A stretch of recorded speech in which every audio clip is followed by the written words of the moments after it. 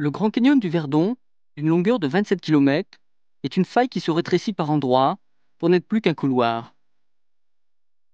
Profond de 300 à 500 mètres, il est dominé par des surplombs vertigineux, par des falaises creusées de grottes dont se détachent des aiguilles de pierre. Il figure parmi le tout dernier lieu à avoir été exploré en France. Officiellement, cela remonte à 1905, quand le géologue Édouard Martel fut chargé d'étudier les possibilités d'améliorer l'irrigation des terres agricoles de la région de Provence. On a oublié aujourd'hui que pour un peu, les gorges sublimes auraient été noyées, transformées en lacs de retenue, comme l'actuel lac de Sainte-Croix en contrebas. Né dans le massif des Trois-Évêchés, le Verdon doit son nom à la couleur vert émeraude de ses eaux.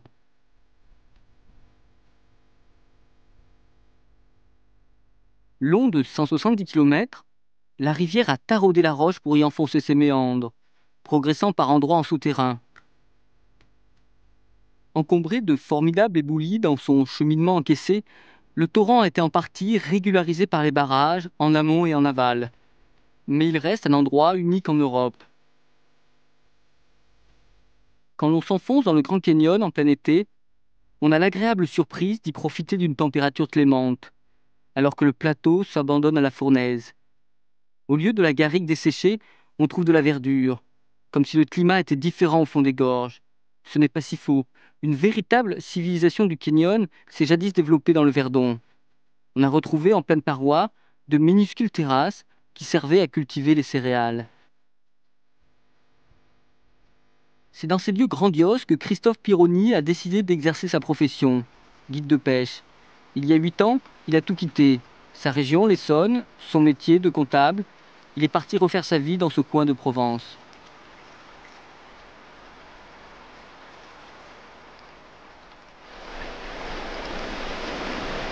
Le Verdon, je l'ai connu tout simplement en vacances il y a 15 ans. Et je suis tombé amoureux du site. J'ai commencé à le voir du haut, on va dire de la route plutôt, donc touristique. Et je crois que j'ai été séduit tout de suite. Et très vite, j'ai eu l'envie de le pratiquer en bas, de rentrer dans ces gorges et d'y ressentir cette émotion.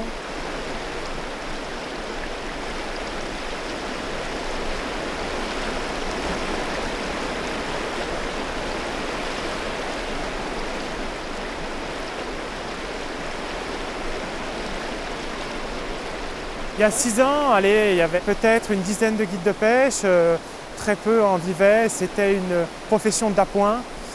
En France, le guide de pêche n'était pas très connu, la profession ne faisait pas vivre le guide.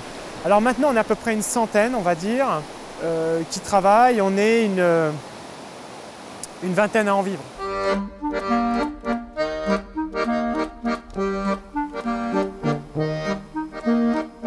Il y a une clientèle importante qui vient du monde entier, qui n'a pas beaucoup de temps dans l'année pour pratiquer la pêche sportive. Ils veulent un guide qui soit donc performant, ils veulent être donc encadrés au niveau de la sécurité. Ça me paraît primordial, c'est une partie en fait importante de notre métier. Et eux, on va les amener dans des endroits ciblés qui vont leur permettre de prendre du plaisir parce qu'ils vont faire un effort physique mais pas au-delà de leur capacité.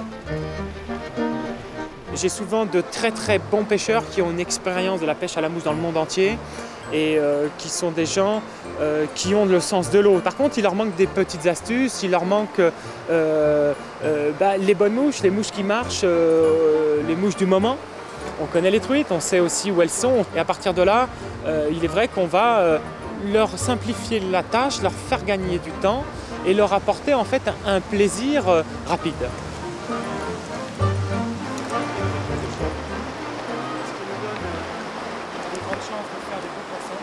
Regarde. Martin, oui. Ah oui. Alors ça, c'est une fourmi. Ça, c'est la... Ah oui, très bon. La lude, celle-là, tu vois. C'est très très bon. Et c'est sûr que alors ça, là, il n'y a aucun problème. on sait quoi mettre, quoi. Ouais, ça y est. Hein? Tu en as des petites comme ça, toi? Ouais, j'en ai du Florian. Non, elles sont belles, super. Alors ça, c'est un bon signe. C'est un excellent signe. Là, il n'y a On va aucun voir. problème normalement avec ça. On a la bonne mouche, Henri. Ouais, ça prononce, il n'y a aucun problème. T'as pas cherché la mouche, quoi. Il y a beaucoup de fourmis ailées sur l'eau. Donc une mouche de base ici, sur les endroits un petit peu difficiles à pêcher, c'est la petite fourmi noire volante. Malheureusement, on est obligé de pêcher très fin avec. Donc ce qui fait que l'on a de nombreuses casses parce qu'on pêche très fin. On a des décrochés parce que l'hameçon est petit. Par contre, on a énormément de chances de faire monter le poisson. Après, on a certaines mouches pour le soir qui fonctionnent très bien, que l'on appelle le trichoptère, qui là, on va dire, on va l'utiliser. On sait qu'un coup du soir, il faut en fait avoir dans sa boîte à mouches le sedge en anglais, la frigane en français, qui là sont des mouches de base, des mouches qui ont fait énormément de truites dans toutes les rivières du monde. Donc là, on a ici toute cette gamme de friganes et c'est vrai que ça fonctionne sur toutes les rivières du monde. Celle-ci pour ce soir parce qu'il y a une petite bise. Et ce petit cul de canard là qui est là, il va frémir un peu sur la pellicule de l'eau.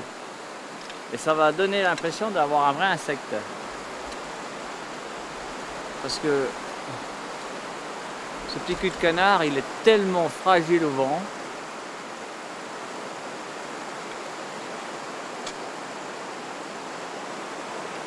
Quand tu souffles un peu, ça lui donne l'impression de vie.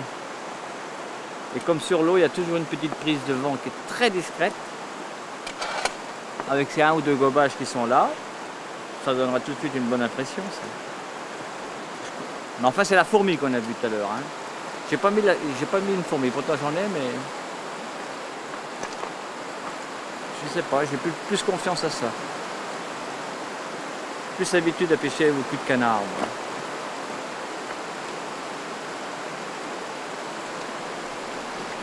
Voilà, elle est impeccable.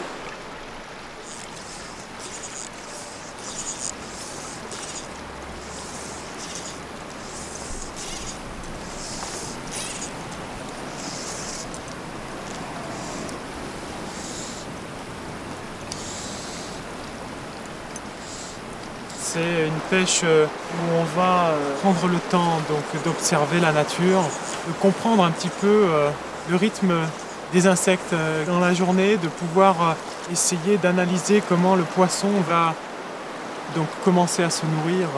Il y a des périodes de l'année où il y a un grand nombre d'insectes. Bizarrement, on se rend compte souvent qu'il y a de gros insectes qui dérivent, qui pourraient faire des proies faciles, intéressantes au niveau alimentaire. Et en fait, ces poissons, on ne s'aperçoit qu'ils ne mangent, qu'ils ne consomment que de tout petits insectes. Alors, est-ce que c'est un moyen de se protéger? Moi, je le pense. Je pense que souvent, on voit ça sur des grosses truites qui ne consomment que de tout petits insectes. Est-ce que c'est pour eux le moyen de se dire on va en consommer beaucoup, mais au moins on est tranquille, on aura peut-être moins de risques de se faire piquer par un hameçon. Le comportement typique de la truite, c'est un vrai carnassier qui a son secteur de chasse. On s'en aperçoit quand on observe les poissons entre eux, quand ils sont dehors. On a une hiérarchie dans la qualité des postes. Un bon poste va être souvent occupé par un beau poisson, par généralement celui qui est de plus grosse taille. Et au fur et à mesure, on va avoir des poissons de taille inférieure. Et bien souvent, un très bon poste de chasse reste un très bon poste de chasse. Ça veut dire que si la truite est prise, une autre va prendre sa place. Et bien souvent, une autre de taille à peu près identique. Là, on peut se fixer des idées précises sur des postes à gros poissons.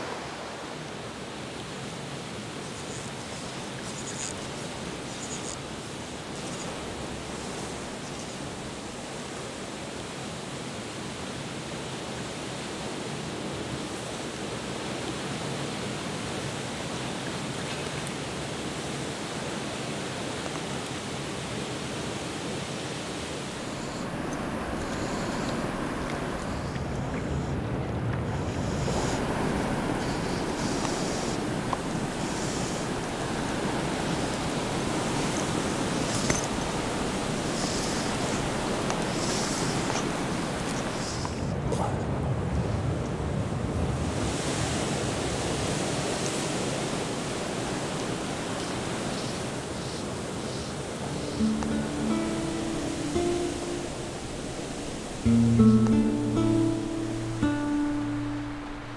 suis parti d'une idée très simple, c'est que j'ai voulu reproduire le plaisir que j'ai pris tout seul, tout simplement. J'ai pris énormément de plaisir à venir ici pendant de longues années, à découvrir cette ambiance. À la base, moi je suis né en région parisienne, donc j'ai connu la vie citadine. Et le fait de vivre et de trouver ces émotions m'ont simplement fait comprendre que d'autres comme moi pouvaient ressentir les mêmes sensations et que ce produit pouvait convenir à une grande masse d'individus qui ont dans l'esprit la recherche de cette nature et à qui il leur manque simplement que le guide. On a tous une base de sensibilité qui est commune et à partir de là, je les sens vibrer de la même façon que moi je vibre et que j'ai vibré quand je suis allé tout seul. Maintenant, je crois que les citadins, et ça c'est aussi la partie intégrante de mon travail en fait, c'est de leur redonner la valeur d'essence. Parce qu'il est vrai que maintenant dans les grandes villes on ne sent plus, parce que si l'on essaye de sentir, ça sent pas bon. Donc on ne pense plus à sentir, on l'évite. C'est la même chose pour le bruit. Parce que si l'on écoute, il y a un brouhaha qui continue et qui n'apporte rien qui stresse plutôt que de détendre.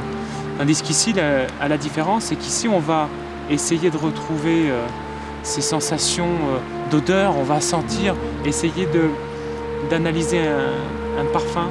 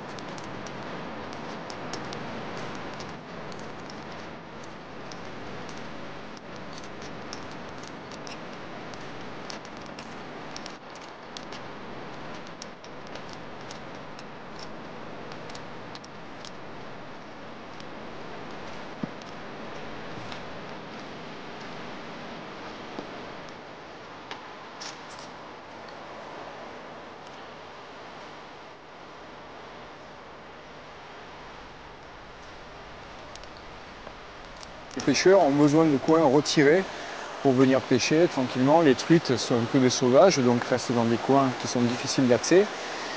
Les gorges du Verdon sont difficiles d'accès par endroits, et ce sont ces endroits-là où c'est que justement on a des beaux poissons. Donc l'un et dans l'autre, nous avec les techniques qu'on a d'escalade, on peut amener les gens en fait pêcher dans des endroits qui sont normalement inaccessibles pour eux, quoi. Et donc les deux jumelés donnent une pêche sportive, c'est quand même pas ouvert à tous, il va falloir apprendre à se servir d'une corde, apprendre à descendre à rappel, à maîtriser sa peur, ses émotions au niveau du vide. Mais par contre, ça amène les personnes qui vont pratiquer ce genre de descente, ça les amène sur des sites qui sont vierges, où c'est qu'il n'y a personne, et c'est qu'ils vont vraiment se régaler, se faire plaisir pour la pêche, quoi. Ils vont gagner du temps, ils vont descendre en sécurité, parce que l'utilisation de corde va mener au point précis. Maintenant, si on doit utiliser en fait une descente de traversée de gué, c'est-à-dire de descente de rivière en traversant de temps en temps, on a le risque d'être emporté, on a le risque d'une montée d'eau, on a le risque des chutes de pierres. Donc au moins on randonne dans la gorge elle-même, au moins on s'expose à des dangers. Je ne suis pas un très grand pêcheur, mais par contre Christophe lui maîtrise parfaitement ça, et moi par contre je peux amener les gens sans problème sur les sites. Ce qui donne cette complémentarité et qui peut créer, je ne pense pas que c'est créer une nouvelle activité, c'est plutôt officialiser en fait une pêche sportive.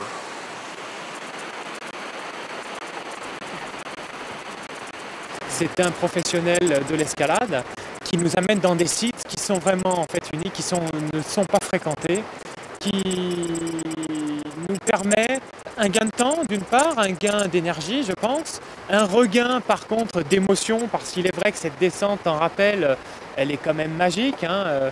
On est directement au cœur de l'élément, on a une autre vision de l'eau, c'est très intéressant. Il y a une petite demande, je crois qu'il faut le faire, et moi ça me plaît, hein, je prends mon plaisir aussi, hein, c'est important.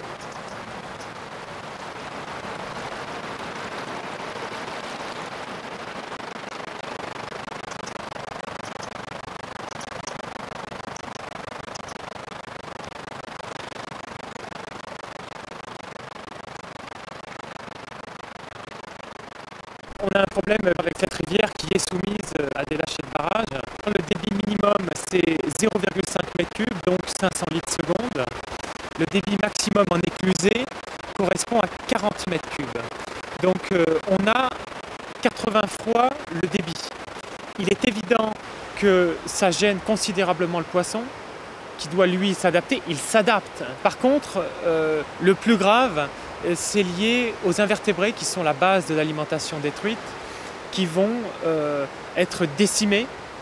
Si le lit s'écarte et passe à 40 m3, les invertébrés vont se déplacer obligatoirement parce que le courant principal sera beaucoup trop violent. Donc ils vont venir s'écarter aux berges extérieures.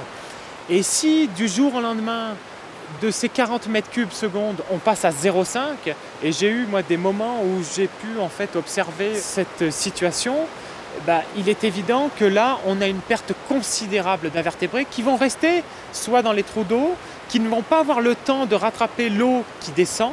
À partir de là, c'est la mort de tous ces invertébrés, donc avec des conséquences bien évidemment sur le potentiel nourriture pour les truites.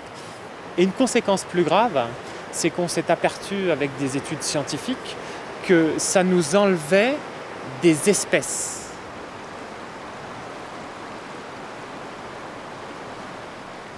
Alors ce qui se passe, ce poisson remonte, sort du lac de Sainte-Croix pour, dans son esprit de reproduction, le moyen de rejoindre la rivière, et il va se retrouver au pied du barrage de Chaudane avec l'impossibilité de remonter plus haut. Son réflexe va être de trouver une zone de fraye dans les 2, 3 ou 4 kilomètres qui le séparent du barrage. Si on a 500 litres seconde comme débit à ce moment-là, ils vont trouver une zone de fraye. À partir de là, la fraye est donc émise. 10 jours après, 15 jours après, on nous lâche 40 m3 seconde. Il est évident que ça va nettoyer tous les œufs qui ont été déposés dans la frayère.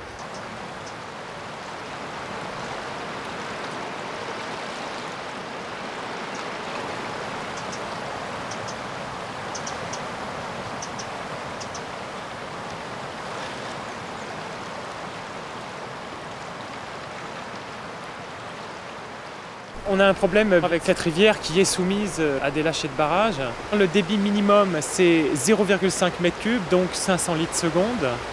Le débit maximum en éclusée correspond à 40 m3. Donc on a 80 fois le débit.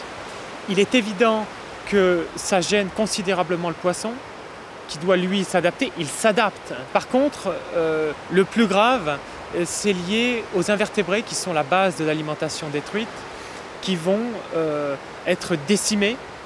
Si le lit s'écarte et passe à 40 m3, les invertébrés vont se déplacer obligatoirement parce que le courant principal sera beaucoup trop violent. Donc ils vont venir s'écarter aux berges extérieures. Et si du jour au lendemain, de ces 40 m3 seconde, on passe à 0,5, et j'ai eu moi des moments où j'ai pu en fait observer cette situation, il est évident que là on a une perte considérable d'invertébrés qui vont rester soit dans les trous d'eau, qui ne vont pas avoir le temps de rattraper l'eau qui descend. À partir de là, c'est la mort de tous ces invertébrés, donc avec des conséquences bien évidemment sur le potentiel nourriture pour les truites. Et une conséquence plus grave, c'est qu'on s'est aperçu avec des études scientifiques que ça nous enlevait des espèces.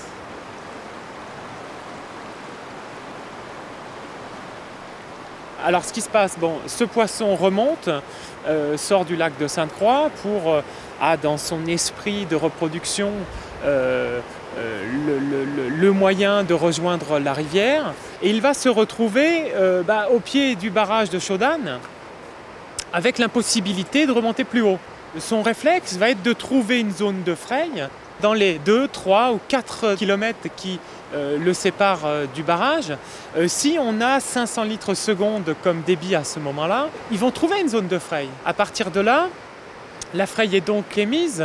10 jours après, 15 jours après, on nous lâche 40 m3 seconde. Il est évident que ça va nettoyer tous les œufs qui ont été déposés dans la frayère. Ça oblige justement à avoir une politique d'alvinage importante. Alors sur les 40 km, sur les 20 km entre Castellane et le début des gorges, la société de pêche de Castellane, elle alvine 60 000 poissons de printemps, les trutelles, en canoë, on les met, pour justement les répartir là au milieu du lit, au centre du lit, là où il y a l'habitat pour ces petits poissons, dans les petits cailloux. Et à l'automne, l'APP a des bassins de grossissement en extensif, donc on met à peu près 30 000 trutelles d'automne pour gérer cette pénurie, quoi. Les pêcheurs prennent de moins en moins de poissons. Au niveau du tourisme, il y a pas mal de pêcheurs. Ils se spécialisent plutôt sur le coup du soir, un petit peu tôt le matin. Mais dans la journée, il n'y a plus de pêcheurs, quoi. Il y a aussi le problème du tourisme l'été où il y a beaucoup de monde dans la rivière. Avec les débits réservés, justement, il y a beaucoup de monde dans la rivière, donc les pêcheurs, c'est pas leur place. C'est plutôt les enfants qui vont faire trempette, quoi. Il y a des endroits où on passe quasiment à pied sec, quoi. Quand on voit le Verdon comme ici, à 12 m3 seconde, c'est autre chose.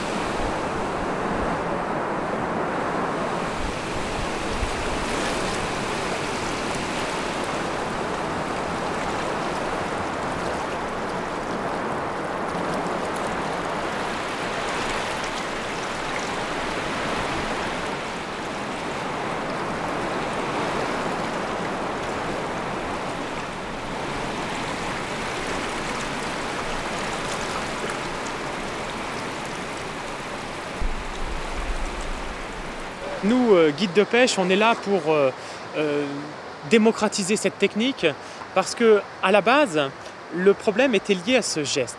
C'est un geste qui est un peu paradoxal, donc on n'a pas dans sa logique le geste en soi. À partir de là, il faut qu'il soit enseigné. J'ai de plus en plus de groupes de femmes qui s'intéressent à ce produit ludique en fait, parce qu'on va faire cette petite randonnée avec du paysage, de la faune, de la flore. On ne manipule plus des appâts vivants, on prend des truites que l'on peut remettre à l'eau dans d'excellentes conditions. Donc on a, à mon avis, dans les années à venir, on va avoir beaucoup plus de femmes. Et c'est tant mieux, c'est très bien.